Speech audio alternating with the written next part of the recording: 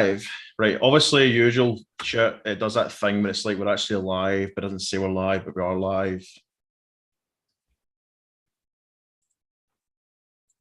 Oh, my light.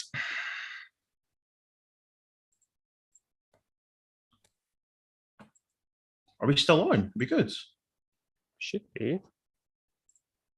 Yes. We are live. Hey, we're live.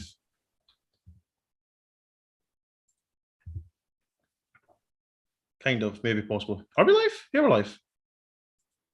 I think we're live. My phone's doing this kind of thing where it's like, I think you're live. Yeah, we are live. It's up on the YouTubes now. Yes, we're live. Already have one light. I see you. You see me. I see everybody. I don't know why I said that like that, but hey ho, that's what it is. Just going to do nothing now. Right. Well, I'll get started then. You take the lead then, my son. You take the leads. Welcome back, everybody. It's been 2 weeks since we started this adventure on the Kenobi. Kenobi! We are Jordan and Matt from the two effing geeks. Our new thing. Our new name. So this is technically the second in our series of Obi Wan Kenobi. It's technically the second. It's the second of our Obi Wan live streams, but it's a second. But it's also the second of our official two effing geeks. Dun, dun, dun, dun, dun. You know, which is the new name that we're all going by, as you can tell by the thumbnail that Jordan's going to flash up on this when we're done. Yes. If you're watching this in the future. Yes. You're going to be ready. But obviously, before we get started, I think instead of waiting halfway through the video, we should say right now, spoilers. Yeah, we made that we made that mistake. Not that it was a mistake essentially, but because obviously we've done our Jurassic Park. Yeah, we'd already spoke, ranking. And we also done it on the Obi Wan one where we spoke about the entire first episode and then got into the second episode before we remembered to say spoilers. Someone said, spoilers, and we're just like, oh yeah, shit, spoilers. So yeah, spoilers for anyone who hasn't watched episode 3 or 4. It probably was Ross. Actually, I think it was Ross that jokingly said it during the Jurassic Park ranking. We haven't seen, now just for people out there, we haven't seen the new Jurassic Park or Jurassic World, sorry. Yet. But we did do a ranking of the first 5 films on Thursday there. So thanks for everyone who watched it and liked it and all that kind of stuff and came along and joined in the chat. We really appreciate it. But yeah, so we're doing the review of episodes 3 and 4 of Obi Wan Kenobi. Yeah, like it's one of those kind of things. Quite a good impression of Maul there, mate. Like, wasn't it? Thank you. Kenobi. That's probably blew everyone's eardrums. So yeah, it's a strange series because episode 1 started off like reintroducing all the characters, like all the characters we know and love. We've got the return of McGregor himself, not Connor, but Ewan. Scotland's own. I was gonna say William Wallace, but he's not. Scotland's own. Ewan McGregor.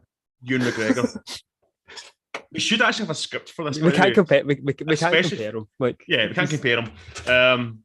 But yeah, so we had the reintroduction of all the characters that we know and love, and it was fantastic. It's a great first episode. Obviously, the way it was marketed, we didn't really know we didn't realize that after we saw episode 1 and 2 that literally all the trailers don't really show much of 3, 4, 5, 6. So that was like, wow, we're going in the dark with episode 3 and 4. Obviously, we got. It turns out that Kenobi's or Ben, old Ben, we'll just call him Ben. Ben's reason to go back into the Force, to return as a Jedi, is because of young Leia. Young Leia is kidnapped by the Inquisitors, or no, just Reva, to try and lure Kenobi out. Because obviously, the Inquisitors are Jedi hunters who are once Jedi. And they turned to they turned to the winning team, we'll say, because it is. Let's be honest, the Sith, the Empire, they are the winning team, in the Star Wars universe. Because obviously now Jedi's are What are you gonna say? Before we go on, though, I want to mention, like, after those first 2 episodes came up, a lot of, the usual Star Wars hate was descended Yeah, upon yeah, these two characters who I personally thought were fantastic, the actors yeah. and the The wee, characters themselves. yeah, the wee girl who plays Leia, Vivian, I think her name is. She's tremendous. She really is, and the fact that she's getting that same hate that Jake Lloyd got back in the day, the Phantom Menace, etc. Which It's so which we do not want. yeah, it's We are so not uncalled we are for. not going to be one of those podcasts. We are going to be Yeah, all about no, the like positives. yeah, I mean, the girl, the wee kid is fantastic. She's just she is she is Leia. That She's yeah, Leia. she is basically Carrie Fisher. Like Yeah, exactly. My wording is so fucking oh god. We then have Mosey's can't remember her last name, but she plays Reva, the third sister. She's like, yeah, she's a black girl, but for some strange reason, the Star Wars fandom have a problem with that. Again, like, good the God, universe is huge. it's shocking. But I think she's doing Fucking an absolute fucking tremendous job. She's killing it. Aye. Her character is very shoots first, ask questions later. Like, she's just so good. Like, she's fantastic. So we got obviously episode 1, and then we got episode 2, which was like, this is where the story really began. So Kenobi got, Leia back, but there was obviously, it's Star Wars, and it's not just a happy ending like that. No. We then went into it's never an easy plan either. No, like, never an easy plan. Never goes to plan. Of course not. We obviously then had episode 3 and 4, which the 99% of it were in the dark about it all. Episode 3 obviously gave us what Kathleen Kennedy said. We're promised the rematch of the century between Obi-Wan and Darth Vader. Now, obviously, fans are like, how is that possible? Because when, Obi-Wan and Darth Vader meet again in A New Hope, played by Alec Guinness, has Obi-Wan. It's, the last time you see me, last time you seen me, you were the master, I was the apprentice, all that kind of stuff. And, I became more powerful than you'll ever imagine. So then you're thinking, right, how could they throw in this extra wee fight before that? And they've done it. And we got... And it doesn't break canon before anybody goes mental. It doesn't, because at the end of the day, technically, Darth Vader did have the upper hand, though, like, immensely. Totally fucking did. And you know what? Hey, Rural, welcome to the show. Rural's here. Boys! That fight, I do not think is going to be the last time we see the two of them. No, of course not. I think Obi-Wan is going to hand him his ass at the end of the show. Of course. And then the line is going to... But see if they do have another rematch, like the real rematch, then yes, that line could be canon still. Because maybe, Obi-Wan just puts Vader in his arse. And yeah, he could still technically be, a beginner. So when they do meet again in 10 years' time, in A New Hope, then yeah, that's pretty much canon. We'll just go straight into it. I loved their battle, their part 1 of the the rematch of the century. I love the fact that Kenobi is like, he's so vulnerable. He's so like he's lost the way of the Force. That's the thing. Like, I'm really liking, like, in episode 4. Obviously, we'll get into that in a minute, or in a bit. But in the first 2 episodes, you don't see him like he's ignite his lightsaber, and it's like he's got PTSD. He thinks, exactly. He can't do it because it'll just take him back to like game of relapse, essentially, into the dark spaces of his mind. Yeah, and that's. On you go. It's and at the very last, like, and that's what I was kind of hoping it would hype it up a wee bit. Like, see, like, I don't know what I don't know what I was expecting. I think I was expecting a bit more. See, when Cap lifts Mjolnir sort of feeling when he finally ignited it. It was just more of a right in the middle of this. He's just going to do it sort of thing. But they played it off really well, and as you said, the fight wasn't like as good as like any of the majorly long prequel fights that we've seen that were like pure artistic and all that. Yeah. But you've got to remember that Obi-Wan has been a hermit for the last 10 years. Yeah.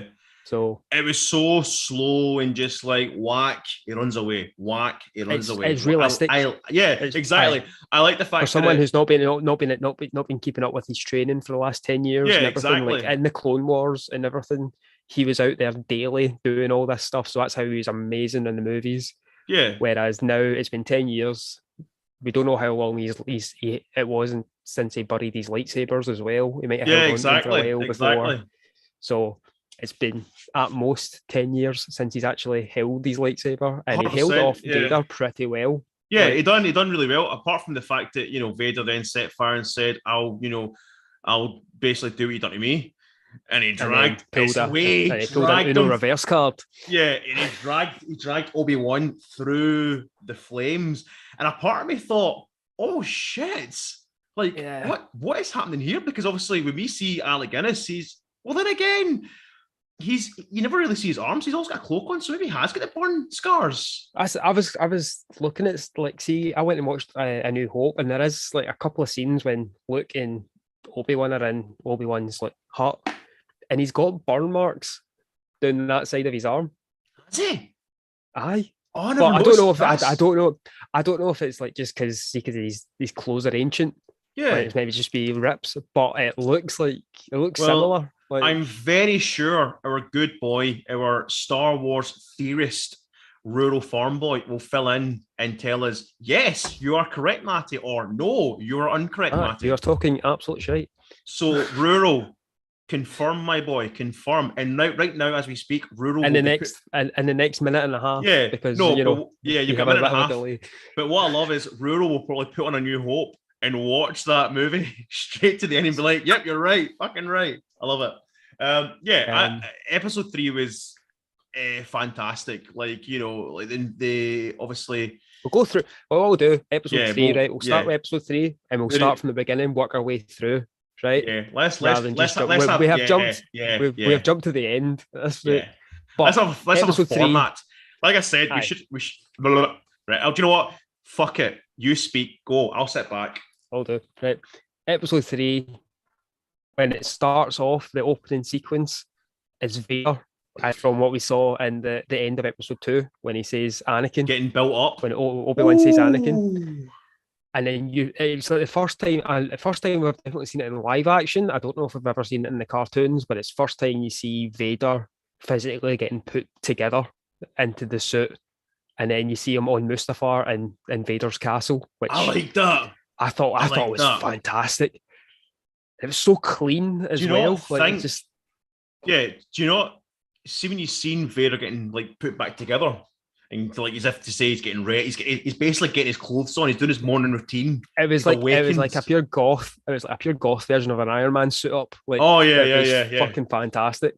Do you know what made me remember? Iron Man, obviously, when Tony's getting suited up and in his lab in his house, but also, have you seen the remake? Or the reboot, I don't fucking what do you want to call it? The newer, flashier, glossier RoboCop. Aye. So do you remember the way he is literally just like lungs in his head? Aye. You see him getting built up. I was like, oh my god, that's like fucking RoboCop, like the 2014 one. Aye. That was the only. I actually didn't mind the 2014 RoboCop.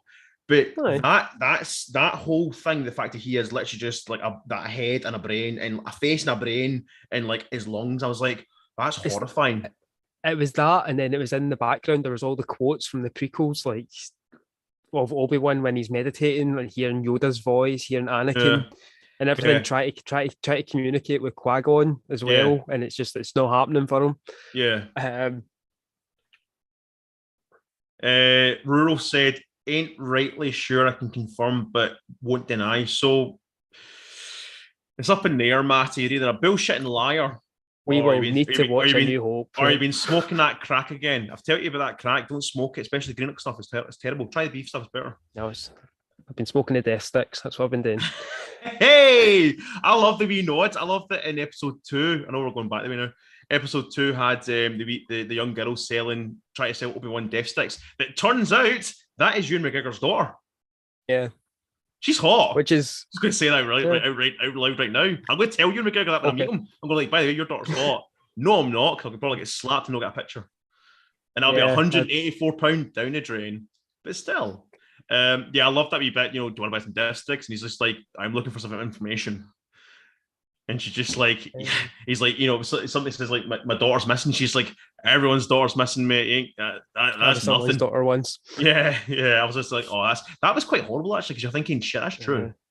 And it is kind of realistic, because obviously it's realistic to the way that, drugs are, and drug dealers and people who take drugs, that, they just go into this world of illusion and downfall and underworld and all that kind of shit. And it's like, you were someone's daughter at one point, you were someone's son at one point, all that kind of shit. Hey, Steve's here. Yes, finally. Thank you, Steve. Also, the mirage that Obi-Wan had of Anakin. Yeah, that. Because, like, obviously, like, as soon as they announced Hayden Christensen was going to be back in, I was like, are we really going to see him out of the suit? And obviously, we've seen him in that sort of body bit. But I was like, when I seen that, I was like, holy shit, he pure has not aged. Because do you know at first actually, makeup is amazing. At first, I thought it was the Jedi that got killed in the first episode. Aye, I thought it was him. I thought maybe he's seen like a vision of him being like, feeling bad that he had, told him to get to Buggery. But then when you get a close up, you're like, that's fucking Obi Wan Kenobi. That's fucking Anakin Skywalker. Like, it was just so cool. It was so mindfucking. You could pure see it on Obi-Wan's face. That he was like, "Oh yeah, is that real, or am I taking? Am I just having a fucking trip right now, man? Yeah, what the fuck is going on?" I loved it. It was fantastic. Yeah, I thought it was great. We also met the alien in the truck, who's voiced by the one and only Zach Braff. Aye. Like, what the fuck? I was saying, like, it was pure nice at the start, and then you go around the back, you see the flag in the back of the truck, and that's like seeing a MAGA sticker into it. I know. I felt so bad. I was like, he's such a nice guy. Like, come on, jump on board. Come on, I love taking people. And you, no, and you're like, oh no. And then there's like the stormtroopers, or he works for the Empire. Aye, the stormtroopers, like he picks up and they're interrogating him, and then there's that wee awkward scene when he calls her Leia, and it's just like, but I loved when the stormtroopers jumped off the car, the truck, pickup truck, and Leia, yeah, Leia. I'm forgetting she is Leia, and Leia looked up at Obi-Wan as if to say, he had one fucking job. One job.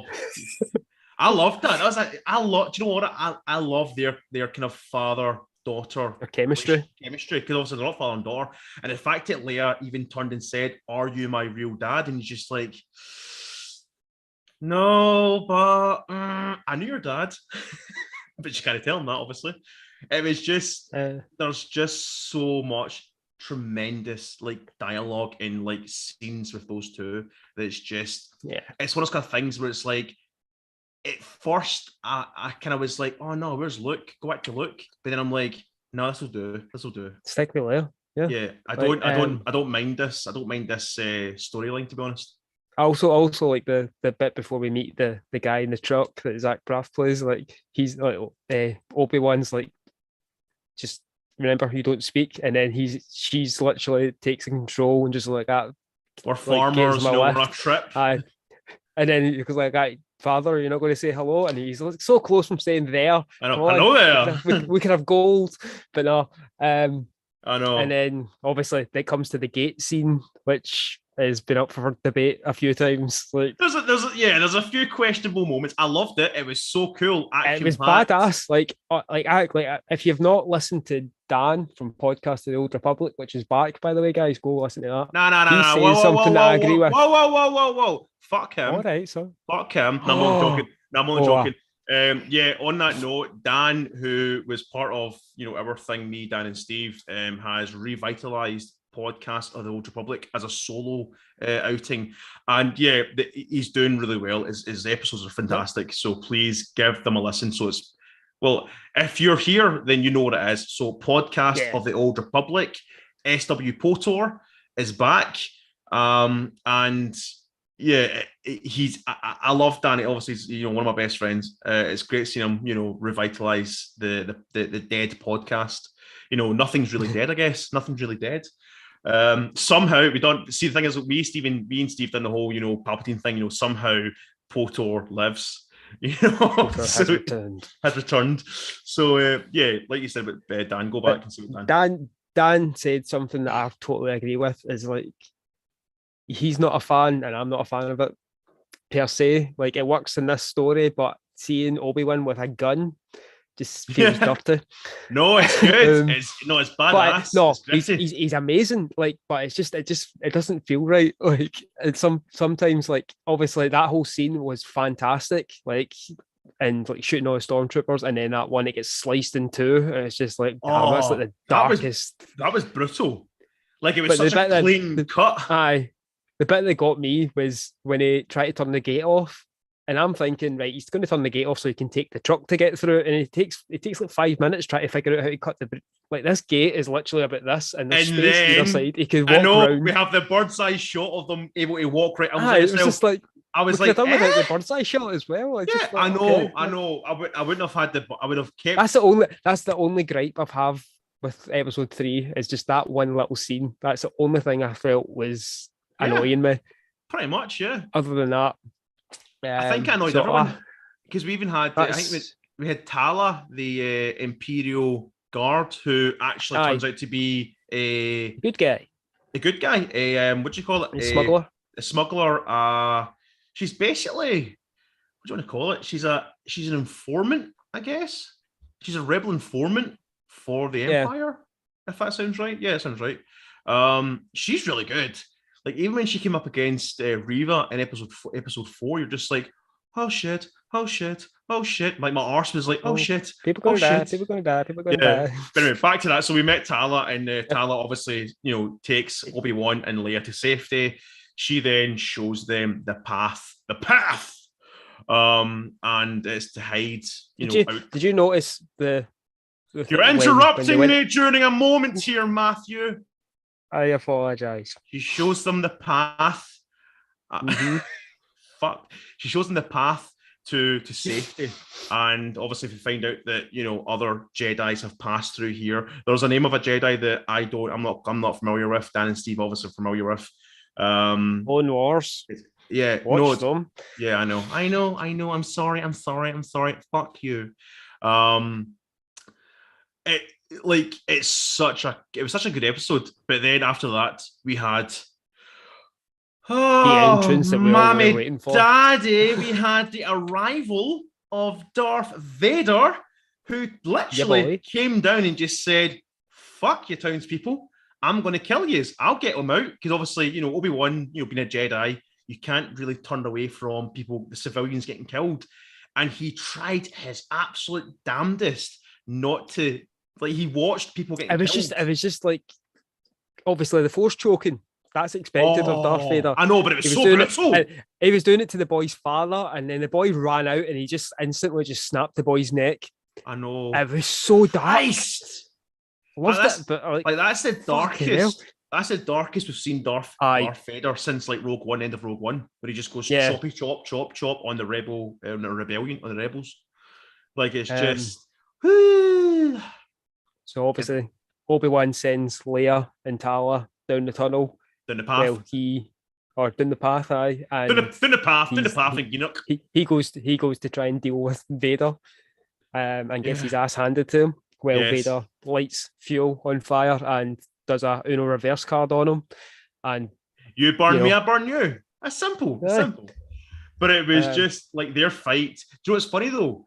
And I've not actually said this out loud, but there was a clip that was leaked several months ago, and it was of Darth Vader. It was a behind the scenes, like a shaky camera, kind of shit, and it was Darth Vader like force pushing Obi-Wan. And the clip was like that kind of shaky iPhone footage, and everyone's just like, bullshit, that's not real. That is actually the scene where he fucking force pushes him. So I watched that, I'm just like, that is real, is it not? No, maybe not. And when I seen it, I was just like, oh, there's the fucking scene. Oh, so that turns out that clip was real. And everyone called bullshit. I wish I'd posted that clip months ago and said, I bet that's real. This is the thing about this show, though, right? We got 2 episodes that Friday, and then Wednesday we got another episode. So we basically got 3 episodes in the space of a week. And then we had to wait a full 7 fucking days. I know. For the 4th episode. And they left it on such a cliffhanger. You were just like, what the actual fuck just happened? I know.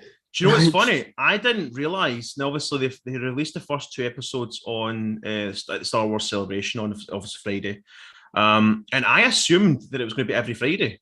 Now, and obviously, Marvel. I know. The original plan was a Wednesday. Yeah, and I know. Like, we're going to push it forward 2 days, but you're going to get 2 episodes. And we're like, okay, we can. And I know Disney Plus. Obviously, their format was Fridays, and it's now Wednesdays. But I honestly thought that Kenobi was going to be every Wednesday. So the fact that every Friday, sorry. So the fact that we literally got 5 days later, we got another episode. I thought it was I was at a funeral. It was a pure surprise. I know. Well, I was at a funeral that day, and I'm like, why is my phone blowing up with Obi Wan stuff? And it's like people are doing review of episode 3. I'm just like, oh, that's not fair. How come critics get to see it before us?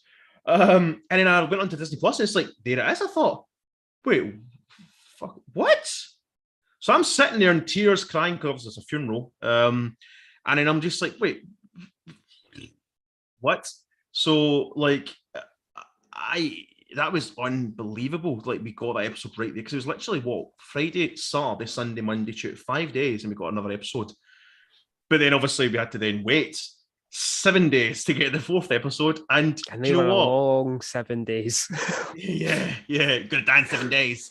Do you know what? See, we can now move on to episode 4 because with episode 3's been done. We get the first half of the greatest, rematch of the century. We're going to get another bit of it because obviously Obi-Wan throughout episode 4 has been building up his, he's building back the Force.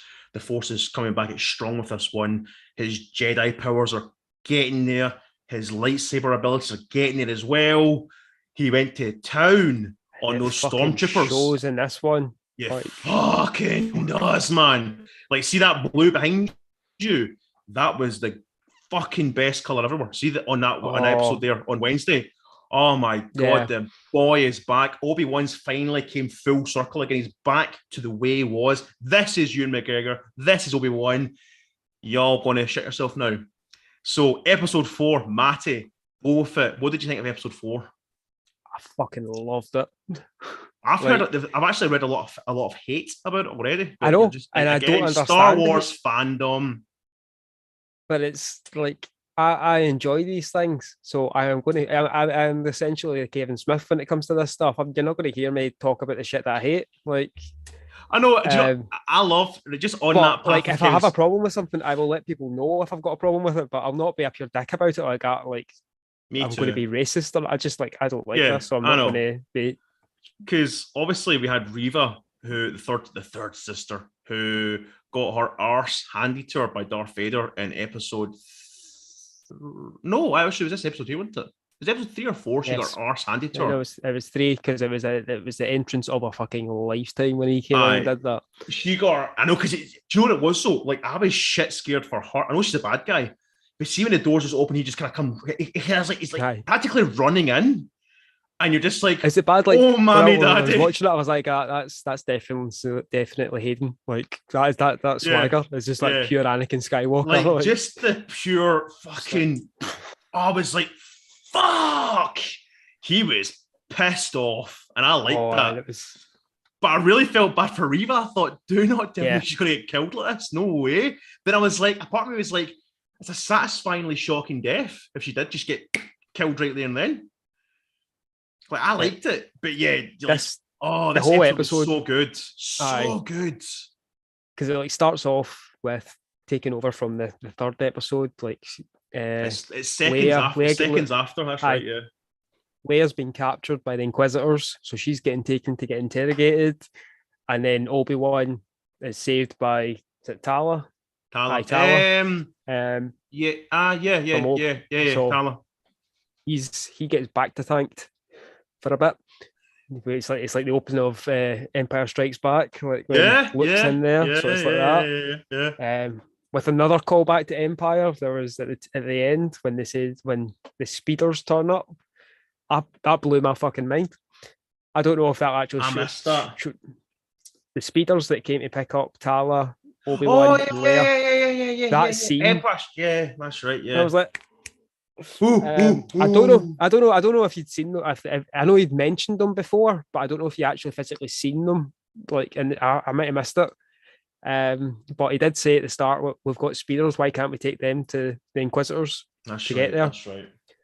But he names them, and that didn't click in my mind. I'm sure it probably did in Rural's mind because he is like an encyclopedia to this stuff. Yeah, he's a walking, talking Star Wars encyclopedia. Wikipedia. Sorry. But yeah, so like the whole aim of this episode was to rescue Leia from the Inquisitors again, and only worse this time because they're on the Inquisitors. Nothing but tension the whole episode, like the sneaking in, just like Tala trying to sneak in with her credentials then just pure pulling rank on the wee guy, just like, I know. The fuck can't you are? Like, it's a fact that it was the exact same episode as episode 2, just like Obi-Wan saving Leia again, only this time it's on the Inquisitors like base, surrounded by the Empire, surrounded by Stormtroopers, surrounded by the Inquisitors themselves, and you're just like, oh, how is this going to end? Obviously, see at the end of the day, right? Watching this show, nobody really is going to die. Like, Obi-Wan's not going to die. Leia's not going to die. Tala, obviously, like, other than Obi-Wan and Leia and Vader, everyone else can die apart from they three. So, like, to have that kind of like intensive, oh shit! It's the idea of the Solo movie. Yeah, everybody. You knew Chan, Chewie, and Lando were all going to be fine. Everybody else was, it's open season. But literally. The way they've done it in this context in the show, it seems to be working a lot better because you've got more time to kind of get a feeling for the new characters. Yeah. So it's going to hurt a lot more if any of them do die off. 100%. See, the thing is, so like Steve just said there, Ruralpedia. That's it. Rural's now Ruralpedia. Excellent. See, even when Leia was getting interrogated, even when Leia was getting interrogated, like, I felt the pain. I thought, this is quite bad. This is quite bad because it's a kid. Anything that involves a kid, you're more kind of, oh shit. She's going to be okay, but she's going to be like emotionally damaged. Like she's going to suffer from PTSD. And I know she's only a kid, and when it gets to like Leia when she's 19 years old, 19, 20 years old, like, but then it's funny though, because now when I watch A New Hope and I watch Carrie Fisher, her Leia, you now know the history that she's already been fucking screwed over by the Empire. She's been through the shit. So I love the fact that they've inputted and shoehorned her character in to have this mega, like, by the way, you think that, Carrie Fisher was through the shit and she's familiar with the Empire. No, she's been familiar with the Empire since this show. So the fact that they gave her a backstory of she's been brutally beaten by the Empire, even at the age of like 9, 10 years old. It's crazy. It's crazy. I love it. I fucking love the show. I love the show. But there's the scene where Leia's put into basically the torture table. Very Force Awakens, very Rey in Force Awakens. Yeah. And it gave me like sort of see that scene. It would have been good to have the probe droid that's meant to come in to terminate. And I wish that thing had shown up that way. Like when it happens on the Death Star, it could be like a proper PTSD moment for her. Like, I like that. I like. The way they did it was really good because like just as they're about to get to the point where they're going to start torturing a fucking 10-year-old Wayne. I know. They're thinking like Raver gets interrupted, and it's Tala outside. And then there's 2 stormtroopers watching over Leia, and then all the lights go dark, and then we get the greatest fucking blue lightsaber moment I've ever fucking seen. Mommy, daddy. Oh, it's so good. It's so good. And it's like yes, he's back, and then also he does like he doesn't do a full like Obi-Wan like spin, but he does that wee sort of twirl he does, and you're just like, oh fuck yes. You're just like, there he is. There's my boy Ewan. Do you know what? I'm not rubbing it in. I'm sorry, but I cannot wait to meet Ewan McGregor and just kiss him in the lips and just say thank you so much, sir. Thank you. Because like I said, he's Scottish. Obi Wan Kenobi is a Scottish man. He's ours.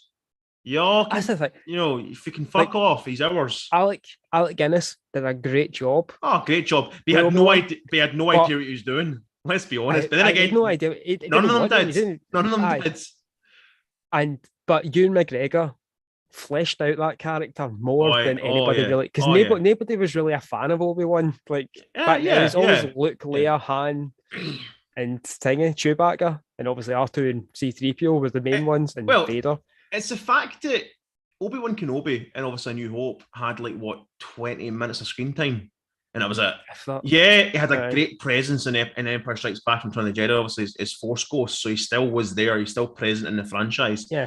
But the fact that Ewan McGregor has been Obi-Wan since he was 20-something-year-old.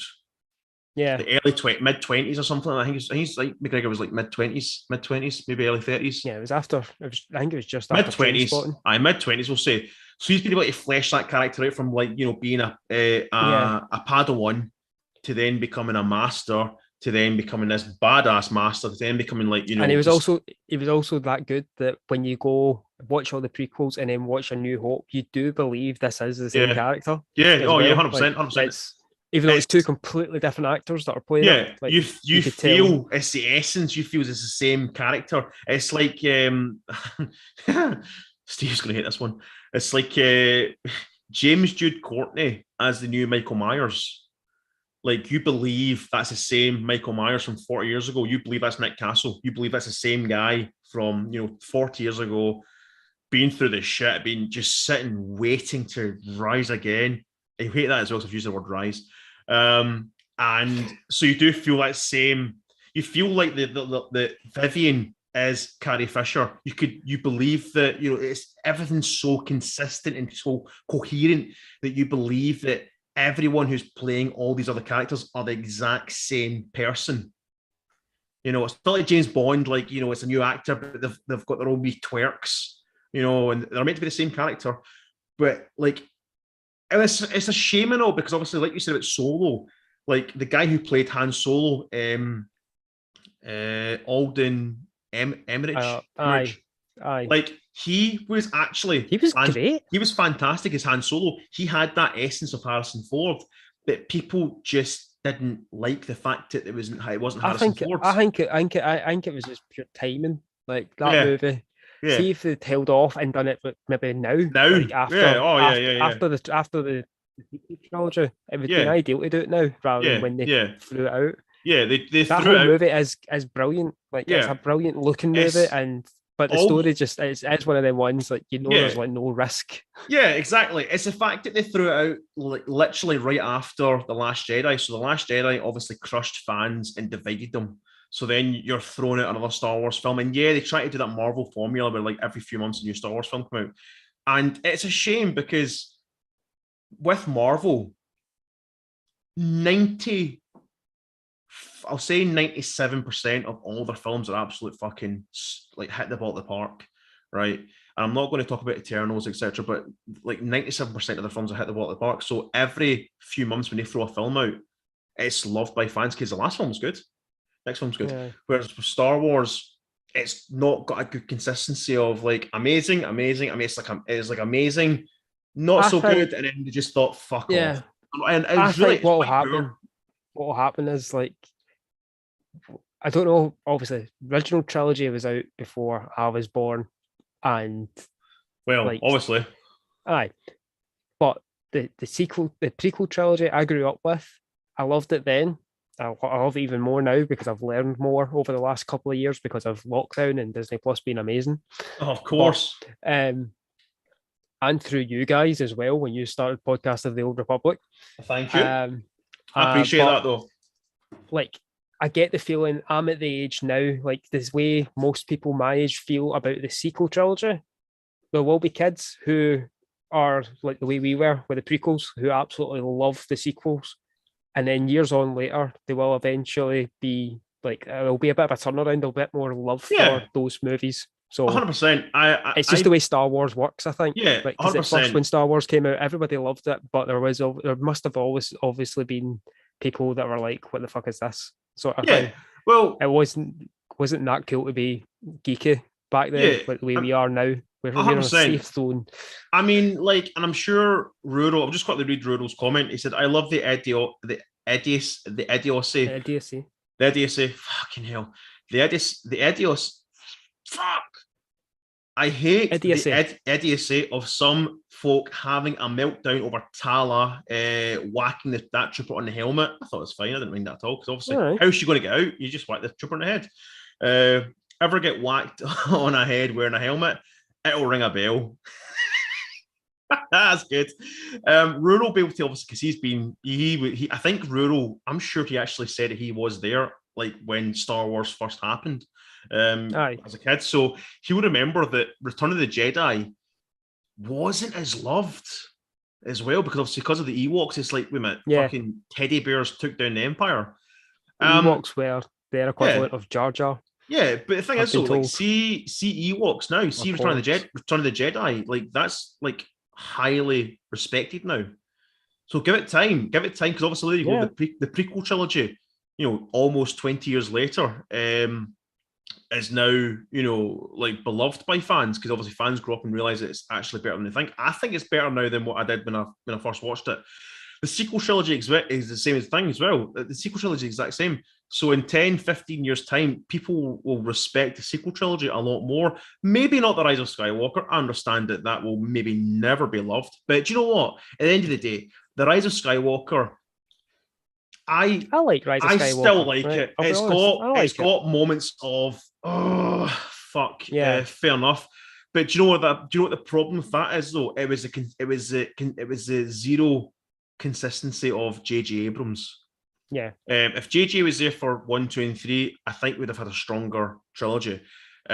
Even if it's not J.J., even Colin Trevorrow's script. Now I know he's directed, the new Jurassic Park, and everyone's like, "Fuck you." But I think Colin Trevorrow's script, which I've read the majority of what he was going for, would have been a better film, but that had issues as well. A lot of issues as well.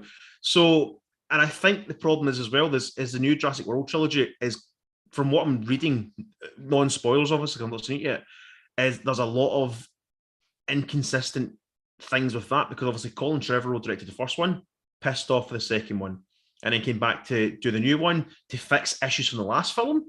Same with JJ with, The Last Jedi and The Rise of Skywalker. So I think going forward, you need to stick by your trilogy. If you're going to direct the first film, you need to direct all three. Do not do this pressure, or even do 1 and 2. Just do 1 and 2 and close your wee story up, but you leave things open for the next one. Like Taika Waititi, if he's going to come for and direct a new film, then that's great. If it's going to be a trilogy, stick. Well, then again, Thor, he'll do the trilogy because he's doing Thor. There'll be another Thor after this one. It has to be. It's all going to Thor lives in this one. I think the problem is people need to stick with the trilogy. People need to stick with the trilogy and just do that kind of shit, and there'll be consistency, etc. What are we talking about again? Obi Wan. Yeah, that's right. Rural says, "Oh, believe you me, there was folk when I was a kid had issues with Empire Strikes Back in Return of the Jedi." Fair enough. There just weren't no internet. Yeah, see if internet existed back in Empire Strikes Back, they'd have been like, "Wait, fucking Vader's his dad? Fuck off, that's lazy writing." Teddy bears took the Empire. Fuck off, lazy writing. Rural said, "Yep, I was 16 in 1983." So you did see, Star Wars and the original Star Wars in the cinema. The PT is proof, so it'll be with the ST prequel trilogy, sequel trilogy. I was like, what's the other? Yeah, exactly. So you'll get people in 5-10 years time who will rewatch the sequel trilogy and be like, "Do you know what? It's not that bad actually." Yeah. Look, we'll always say The Force Awakens is the best out of the trilogy. I'll give it that. Like, it's the best out of that trilogy. I think so anyway. But back to Obi Wan. So, like, look, this series has got some illogical moments of kind of like, why do that? But do you know what? At the end of the day, it's Star Wars, right? If it wasn't for, I don't want to say if it wasn't for Disney, but then again, true actually. If it wasn't for Disney, we'd have no Star Wars because, yes, I know there's been stories of, George Lucas going and being like, I'm going to do this sequel trilogy, and Disney bought it off him and said, we don't want to go with your trilogy, we'll do this trilogy instead. But I don't know if I believe that George Lucas was raring to go with a new trilogy. I think he's just saying that just to piss fans off. I love George. I think he was saying it to try and get some more money out of Disney. To be honest. Yeah. So what Disney's done with the new Star Wars, especially Obi Wan Kenobi, is they've gave us stories that, yes, canon wise, it's probably this series is probably not needed.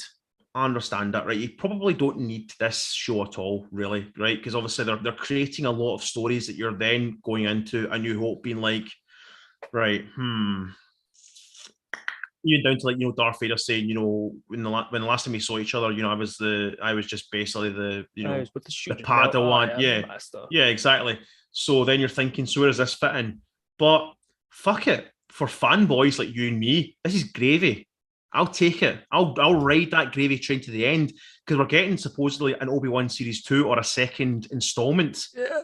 I can't wait. Like, do we need it? Probably not. Give me fuck. do we want it? Fuck yes. Fuck yeah. So that's it. That and like, what do you call it? In the Ahsoka series that we're getting. Yeah. I really hope he shows up in that. It'd be class. Well. We do know that Darth Vader's going to show up. Yeah. Which I love. I love how it's I'm sure it's already been sort of confirmed that Darth Vader's in it. But when they ask Hayden, he's not allowed to confirm it. But when you ask Hayden, yeah. He's hardly pulling an Andrew Garfield on this one. Yeah, exactly. Like it's an Andrew Garfield. It's a kind of like, well, maybe, possibly, it'd be fun it'd be good if I could. But you're just like, wait, because I think he has been confirmed, is he not? Or Darth Vader's been confirmed, not so much Hayden Christensen. Hayden Steven? I don't know. Stephen Hughes. Good evening, guys. Good evening, Stephen. Thanks for showing up for the Jurassic World ranking. And I appreciate that. And I appreciate your continued support, my friend. Thank you so much. How was work today? How was work today, Stephen? Just tell me. In a minute and a half. Back to you, Matty. Stephen works, is in my work, but he is not a worker. Let me say that. Oh, I cannot wait to see his reaction in a minute and a half's time. No, I don't mean he's a slacker. I mean, where I work. Did you call him a slapper? That's terrible. That's terrible. That's I'm gonna hit you. That's shocking. Yeah, you're gonna hit me from Greenock. Fucking try it, son. Try it. I'm sorry, mate. I love you. Ship through the skin, right through me. Yeah, Obi-Wan. What was your favourite scene for episode 4, but? Because I'm going to say one that we haven't spoke about, and I thought it was fucking fantastic. I forgot to even see what my favourite scene from episode 3 was. Obviously, the Darth Vader Obi-Wan. We'll start with 4. We'll start with 4 last. My favourite scene from episode 4. I don't know. Well, I go first since I've got one prepared. You go. I have it prepared, but I've got quite a few. There is a few, right? Like we've already mentioned the lightsaber scene where he rescues Leia, but the scene where he's fighting the stormtroopers in the tunnel, that's and one. Then he force holds the ocean, the fucking ocean, like not Noah. What do you call him? Not Noah. Moses. Yes, he done a fucking force Moses. Ewan McGregor not only looks like the main star of the Bible, but yes. Like he looks like Jesus Christ himself, and then we can have yes, that was so perfect. As Steve actually mentioned in our group chat about something where he said, I like the force dry is coming back. He said something about that. It was something about his clothes. So his clothes were wet and all of a sudden dry. Aye. Because remember the end of remember in the Phantom Menace where their clothes were soaking wet. and all of a sudden they're just bone dry. Yeah. So Steve said, it's good to see that the Force dryness is coming back. Yeah, that whole scene was that was so cool. Have you ever played Star Wars Fallen Order? No. That is like directly out of the end sequence of that movie because you're running away from Vader on an Inquisitor tower, and that scene is almost bang on. Dan mentioned that, and it's fucking it's just 2 episodes ago we seen him struggle to connect with the Force just to catch Leia, and this episode he's fucking flexing like a motherfucker. Oh yeah, it's like the Force is strong with this one once more. Yeah, it was fantastic. Which means hopefully it'll not be long before we get some sort of Force premonition of the old Qui-Gon, like the way he's going with the Force here. I mean, because it's got to happen, man. It would make sense.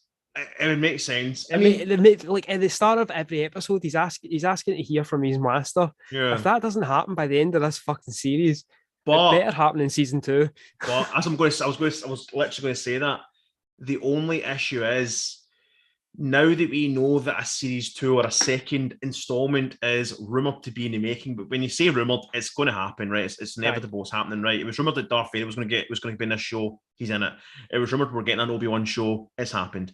It was rumored that we're getting a Boba Fett show. It happened. So all these rumors of a second installment, we're going to get it. They're either going to make a wee kind of announcement at the end of episode 6, we'll see you guys next year or whatever. But if it doesn't happen in this series, then at least have the opening of the second installment with him sitting at a campfire, talking to Qui-Gon Jinn. It's not like we don't know that Liam Neeson's not open for coming back to Star Wars. Yeah, and also he's returning anyway. He's coming back. He's coming back as a voice actor. That's what we need him for this show. So it's not exactly asking him to robe up. He's returning obviously as he's doing the voice of young Qui-Gon for the little anthology series. I'm sure he came back, and I don't know if it was Clone Wars or Rebels. I think it was Rebels. There's a scene. There's a scene with them two at a fire, isn't there? No, in fact, it's Clone Wars because it's Yoda that he's speaking to. It's how Yoda learns how to do the Force Ghost projection thing. How he learns to do that training. It's Qui-Gon because Qui-Gon hadn't finished the training, so he can't project his image, but he can project his voice through the Force. Okay. So you hear them talking to Yoda, but you don't physically see obviously Qui-Gon. So they could do something along those lines. There is something, though, I'm sure. I've seen an animated version of Qui-Gon Jinn with either Rebels or Clone Wars animation. Rural will do it. Rural or Steve or something like that. They'll tag us and say, well, actually, Exhibit A. But yeah, see when he first called for Qui-Gon at the very beginning of episode 1 of this show, of the Obi Wan show. I thought, right, that's too quick. That's too on the nose and shoehorned in. Give it some time. When he done it at the end of episode 1 or some part else later in episode 1, I thought, right, okay, it's about time. Fair enough. He done it at episode 2 when they're on that fucking underworld planet. I was like, I don't think he's going to show up right now because it's too kind of they're just running from the Empire. And here he is. Oh, there you are. Hi, Qui-Gon. But I think now is the time because now he's back with the Force. So I think it's now time to be like, Obi-Wan, well done. You done well. Now here's how to beat him. Half beat him. Yeah, you done good. Matty's right. So there's no Qui-Gon in Rebels. Oh no, Matty's right. No. Are you saying no Qui-Gon's in Rebels or no, it's not Rebels? You're right anyway. There is no Qui-Gon Jinn in Rebels, is what I read there. Well, you're right anyway, Matty. You're always right, aren't you? Fuck you. Yes. Sleeping's here. Yes. Yes. Hey, man, how you doing? How are you been? I've not spoke to you in a fucking long time. How's it going in your side of the world? Did someone say the Empire? Down with the rebels. There he is. Well, do you know what? At the end of the day, though, the Empire are the stronger team in Star Wars. Let's be honest. Right now, they're the stronger, they're the stronger team to be on. Yeah. Stephen says you might have peace and quiet. All right, due to my voice being rough. So Stephen's voice is fucked, Matty. So have fun with that one. Yes. Sleeping Collectibles, aka John. John, what's your views on episode 3 and 4 of Obi-Wan? What's your views on the show as a whole all round so far? And we'll give you a minute and a half to answer that question. So we'll just kill some time. I think we're kind of in the background. We're kind of slowly wrapping up tonight's episode. I think, to be honest. We've covered everything we need to. Like, we've got 2 weeks. We'll be back for our last and final episode on Kenobi. Yes, episodes 5 and 6. Ooh, what's right? We'll do quickly. We'll quickly. Which honestly, we don't know anything about 5 or 6 because we have not everything from the trailers has been shown. Like, unless they put out a trailer in the next week or so, or no, next week or the next couple of days, we will be going into these last 3 episodes, 2 episodes, fucking blind. All we know is from the cliffhanger of the last episode is that the wee Lola droid is a tracker. That is all we know. I know. Fuck. Do you not think it would have been good if they named the thingy, like the droid after Carrie Fisher's dog? Just called it Gary. G4RY. Yeah, I like that. I want Gary to have a cameo, right? Yeah. I want Gary hanging. I like that. I don't know if he's a pug or a Frenchie, I don't know. He was fantastic. John saying, I'm enjoying Obi-Wan. I think episode 1 was a bit slow. That's fair enough. I wouldn't say it's slow, but it was. I think it was paced appropriately, reintroducing all the characters. I can get what people are saying. You're like, right, this first episode. I get that. I think, see, if they went the original way and doing 1 episode a week and it started with that episode, it might not have had as good a reception at the start. Yeah, I get that. The first one has absolutely no action in it, from what I can remember, other than the Inquisitors coming to interrogate people. Yeah, there was no I get shootouts that. Or anything. I understand that. Like you said, if it wasn't next to episode 2, then you'd been like, it was quite slow. Yeah, I understand that. It does a good job for what it does. Like what you're saying about introducing all the new characters and everything, and not making it about look, lightsaber straight away. Yeah, he said it really picked up. It really picked up fast with Vader. I think 4 was a lot of fun. There was some poor CGI, but I can look past it and see the bigger picture. Yeah, obviously, it's a TV show. It's Disney Plus. Disney are obviously, and Lucasfilm are trying obviously to give it they're trying to give it the best look they can give it for a TV show. I mean, it is very cinematic. Obviously, all the Disney Plus shows are very cinematic. Even BBC One dramas are cinematic. Doctor Who's became very cinematic. But obviously, the CGI isn't... Disney ones, though. Yeah, the CGI isn't perfection, but it's close to you're going to get for a TV show, a streaming show. So they're doing enough. But what I love as well is they're sticking to practical effects, practical, animatronic stuff, all that kind of things. So I like that. I like the fact that they're keeping it close to home with, the way it was in the original films, even back to when George Lucas and all that kind of stuff. So they're keeping that kind of practicalness of it. And you know what? I'll say this, and I've always said this with Stephen Dan. Like when in regards to the Disney era of Star Wars, the sequel trilogy, and their shows are doing. See, less green screen or blue screen is gold to me. Like the fact that it's like they all look so natural. Like they look like they're in a desert. They look like they're in space. They look like they're in a forest, all that kind of stuff. So the fact that this show looks like they're in the desert, looks like they're, in the middle of the Inquisitors, base in the middle of the fucking ocean, like everything on Mustafar or, near in the Mustafar sector. Even Mustafar looks real. Like everything looks good. But yeah, there is some questionable. There is some questionable CGI, but it's going to happen. Like it's going to happen. Yeah. It's not. You can't be perfect.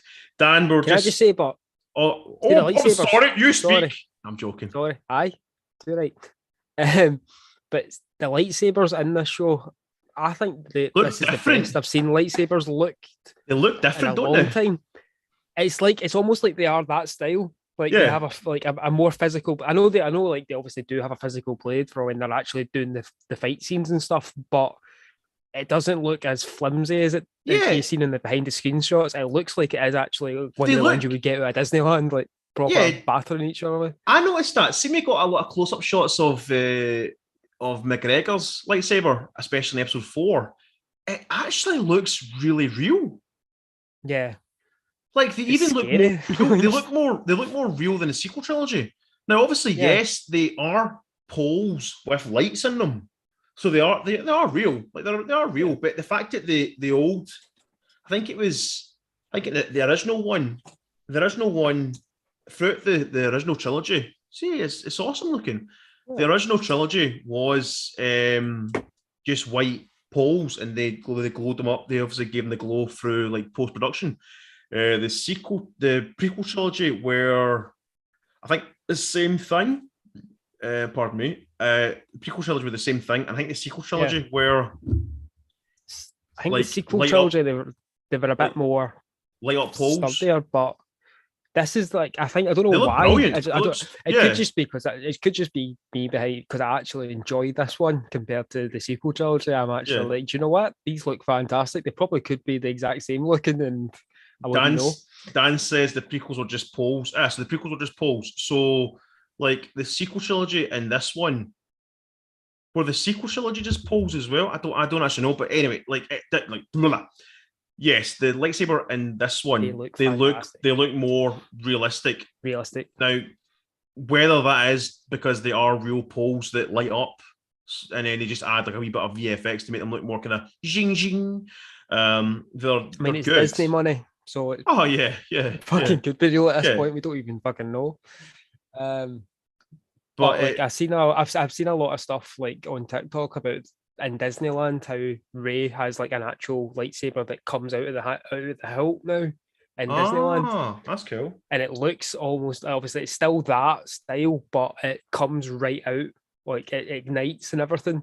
That's cool. And I don't think it's that yet, but we're not far off that stage where we could possibly have ones that look realistic for filming sort of things. And obviously all they would need to do is throw on some special effects to make it look more hazardous. My girlfriend's arrived. My girlfriend's here. Hi, Kirsty. Love you. Hi, Kirsty. What was I going to say? Fuck. Yeah, Dan, just before you came on there, we were actually talking about podcast of the Old Republic. Saying that you gave you a shout out, Dan. We gave a shout out to the gone not forgotten podcast of the Old Republic. Not forgotten and then came back. Yeah, exactly. I love it. I love the fact that we disappeared and we rebranded to It's Only a Movie Podcast, and then we done came really back from the dark side. Yeah, we done shit. And that podcast didn't do well, and we're just like, fuck this. And then Dan's like, I'm bringing back Star Wars, and it's came back in. Yes, guys, like I said, please give podcast of the Old Republic a listen because the podcast is brilliant. I like the fact that it's back in. Yes, I hated doing the Star Wars podcast because Dan and Steve are like superior when it comes to Star Wars facts, etc. Let's not say anything. What's that? And Matt, like you said, Dan and Steve, you forgot to add me in that. No, I mean like superiority.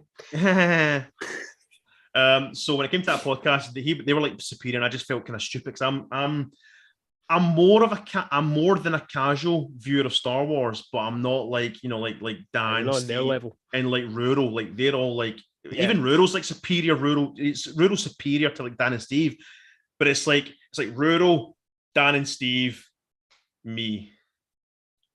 Jordan. So yeah, basically. So what? You've got to watch Clone Wars, man. Okay, sorry. Rural, Dan and Stephen Matty, me.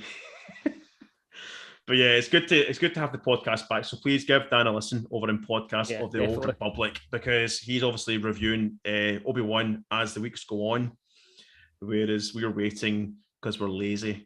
And we're doing it too. But then again, incorrect. We have a schedule for we've actually got a really good schedule. So we're back. When's episode 5 and 6? We're reviewing again on 5 and 6. We are doing Monday the 2 weeks tomorrow.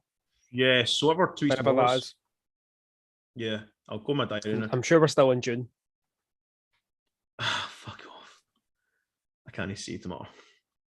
Whatever 2 weeks tomorrow is, we're back again. Tomorrow. Yeah, whatever 2 weeks tomorrow is, we're back doing episode 5 and 6 of Obi Wan Kenobi. 27th. So, Ruro, Dan, everyone who's watching tonight, Stephen, John, we will be back to review episode 5 and 6, the finale, the penultimate finale and the finale of Obi Wan Kenobi on June the 27th. June the 27th at 8:30 p.m. We will be back doing same star channel. Yes. Those two what are we called again? The two effing geeks. Yes. I really need a script here. Seriously, this is getting yes, you really do. We're rounding things up now. We'll quickly. I've said that twice now, but we'll do it again.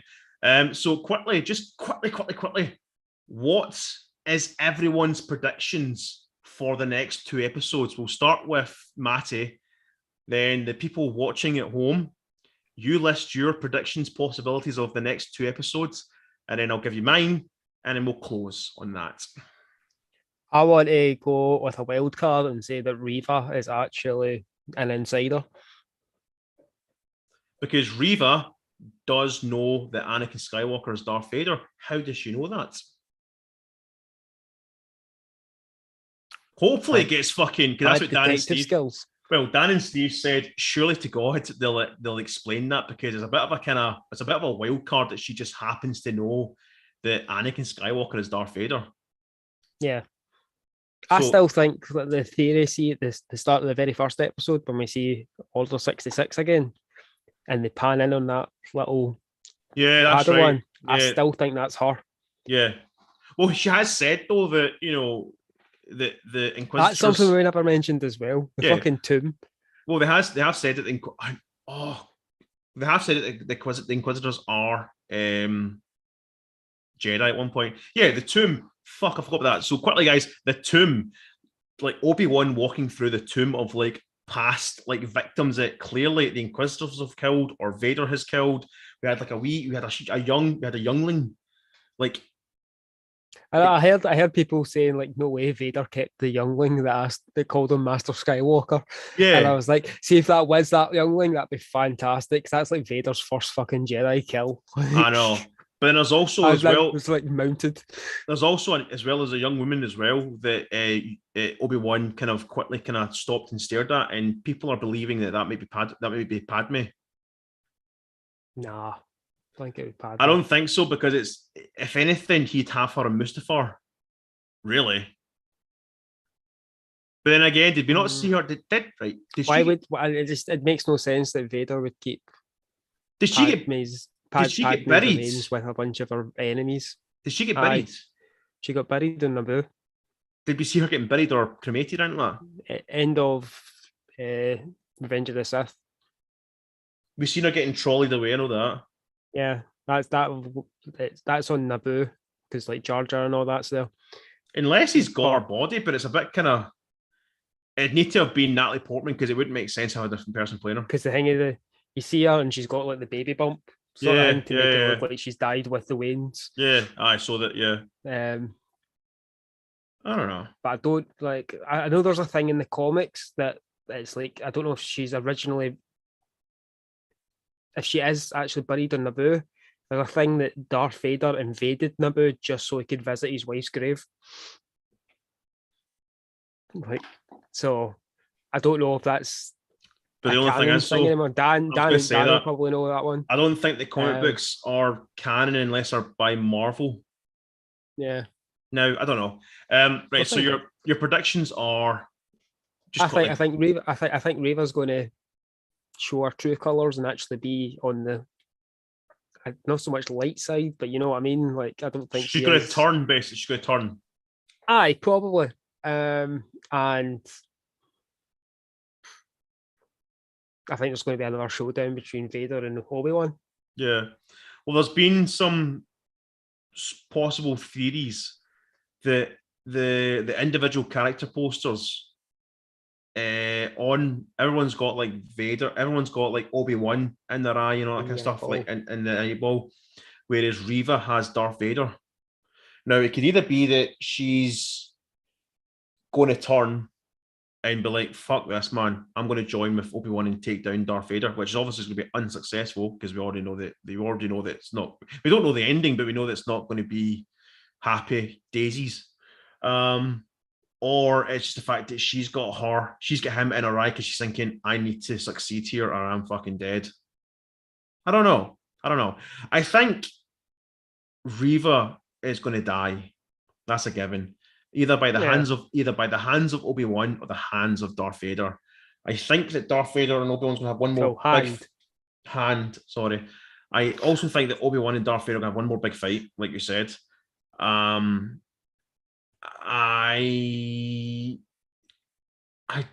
you know what? I don't really have a prediction, to be honest. I really don't. I just know that Vader and Obi-Wan's going to fight again. Either way, we're going to enjoy it. Yeah. Do you know what? See, really, it's not been an episode I've hated. I know. So, do you know what? Fuck predictions. Just enjoy it. Just strap yourself in and enjoy the ride. Episode 5 is on this Wednesday. I cannot wait. I wonder if they'll give us a teaser trailer for episode 6, or they'll just say, right, you've gone in. Hope not. You've got. Well, do you know what? I like the fact that I am loving this going in blank. Yeah, like because there's nothing's been spoiled. Yeah, obviously I've avoided everything on Twitter. Yeah, everybody posts up if I haven't watched the show. Like going in like without any idea of what's going to happen in the next episode is so refreshing. Yeah. So I know it's probably bad marketing to an extent in some places, but it's Obi-Wan. Everybody knows about it right now, and everybody is watching it. So like, they don't really need to market it this. They know, like, 100%. Who wants to watch it, they will be watching it. Steve just said, unless they duel again in season 2, and then Dan said, is season 2 confirmed? Season 2 isn't confirmed. It's just one of those massive, big kind of, theories that there's a series 2 happening. There's a big rumor, etc. It's probably going to happen, or at least a second installment. I heard something along the lines of they were so surprised that it was doing so well that they're talks of having a season 2, and scenes have been taken out of it, episode 6, to make it mash up, to leave it so there is opening for a second season. But I don't know whether or not that's true. Like, it's just I've heard that in multiple places. So it could be, but I don't know. I don't think there's an official announcement yet. But I have heard that story in many places of scenes being taken out. There's either going to be an official announcement at the end of episode 6, much like the end of Mandalorian series 2, which had to book up with it, that kind of stuff, or they'll just wait until like the Disney Plus Day or the D23 celebration, where Kevin Feige's already teased that they're going to announce so much more of like Marvel, i.e. Phase 5, etc. Hopefully the Fantastic Four, and I'm sure they'll obviously announce some Star Wars things as well, because obviously we do know that the next big film is Taika Waititi's film coming around December 2023. Taika has been spoken to as of like yesterday or Friday, and he said that he's still writing the script, still getting down, still penning some ideas. He's not 100% settled on a story yet, but it's coming. I hope it's about Ewoks. Fuck. Taika Waititi and Ewoks. Yeah, do you know what? Only him could make Ewoks so fucking badass and cool. Not that they're not cool, but only he could make a full film of Ewoks to be brilliant. Dan says, 100%. I'm not in the loud minority of Star Wars Twitters. I can be patient. Oh, for series, yeah, that's fine. Wish it was more than 6 episodes. 8 would have been perfect. I understand that, yeah, because 6 episodes seems so kind of only 6, but like it's been set as a limited series, but limited series can get another limited series. Steve said the question is, did they know where? The question is, did they know there would be a series 2 before they finished making series 1, or have they just decided from the numbers? It's possibly looking that way. Yeah, Stan saying Steve probably a bit of both. Yeah, it's probably looking that way. They have kind of been like, fuck it, let's just do a series 2. Stephen Hughes has said it's the same as the new Lego Top Gun Maverick film. What? It is a set. What the? You're in the wrong pot. You're in the wrong channel, Stephen. Right? This is not Top Gun. This is Star Wars. I've still not seen the new Top Gun. I'm going to see it next week though. I've seen the majority of it on TikTok. I've not even seen the first film yet. It looks fantastic though. I've not even seen the first film yet. I just never watched Top Gun. Same. But my goal is to watch Top Gun Maverick. Well, watch Top Gun, then Top Gun Maverick, and also Jurassic World Dominion, which means Matty will try and fit in a wee review at some point, whether it's live stream or a pre-filmed episode. And on that note, well, I was going to say, see the scene from episode 3, the end scene, Vader, light up, fiery bit. Yes. Did you see they're making a Lego set of that? Of course they are. Of all the scenes. Why not? Why not? That one. I mean, excellent. Do you know what? It probably will become one of those iconic moments in Star Wars history. No. So why? Do you know what? Dark. It's Lego. Lego makes things up anything. True. You know. True. Dan saying Maverick is a great film. That's good to know. I wouldn't. And Stephen said I wouldn't be surprised if they did that way. They wouldn't be surprised if they did it with Obi Wan Kenobi. What? Just announce a series 2 or? I'm confused at what your conversation is, guys. They'll leave it for another. Stephen said 40 years, and then Stephen said another one. He's now saying "told you." Right. Stephen said it is the same as the new Lego Top Gun Maverick film. I wouldn't be surprised if they did that. They did that way with Obi Wan Kenobi. Told you. Stephen, you're hurting my brain. I'm going to be nice to you because I don't want to lose a subscriber. Anyway, guys, on that note, we have been the two Effing Geeks over on That Effing Guy channel with myself, Jordan, and Matty of Who Cares Nerds. Like I said, we will return for our next installment of our live stream with Obi-Wan Kenobi review of episode 5 and 6 in 2 weeks' time, June 27th, 8:30 p.m. UK time. Jordan will wear the Princess Leia gear. 100%. No, whatever we need to do to drag the fans in. I'll wear the Return of the Jedi bikini. Yeah, that's what I was expecting. That is hot. We'll maybe squeeze in a little episode live stream or not of a review for Jurassic World Dominion within the next week or so. But if not, then yes. If not, that's another thing, by the way. People are calling these Obi-Wan Kenobi episodes fillers. How the fuck are they fillers? Every episode has a meaning. Unbelievable. Star Wars fandom, you're so fucking toxic. And let's get through this finish. And on that note, thank you guys for watching. Thanks for chatting below, and may the Force be with you always. Bye, guys.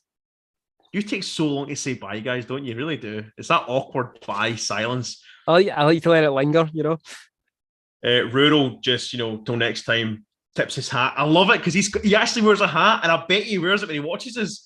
Yes. Cheers, Rural. I'm going to figure